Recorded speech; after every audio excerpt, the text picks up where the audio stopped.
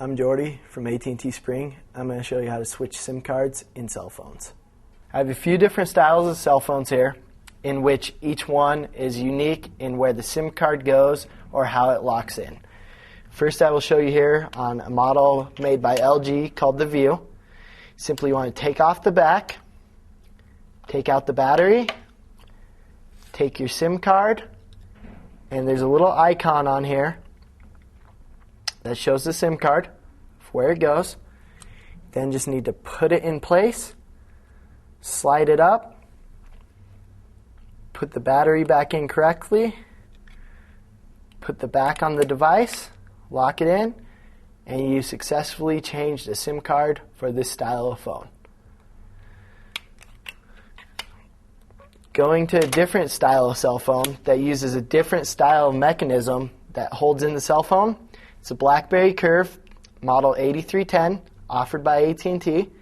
If you take off the back, take out the battery. This one uses a little door functionality locking mechanism that holds in the cell phone that you need to slide to unlock and simply open just like a door. Take your SIM card, follow the directions, sliding it down into that door mechanism, push it down, slide it over to lock, replace the battery in correctly,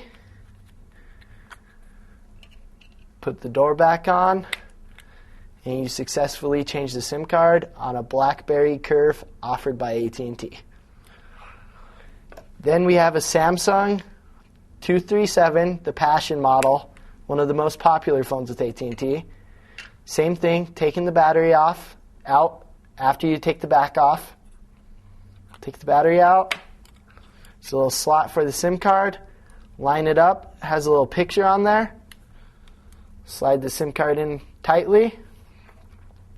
Replace the battery correctly. Put the back on the phone.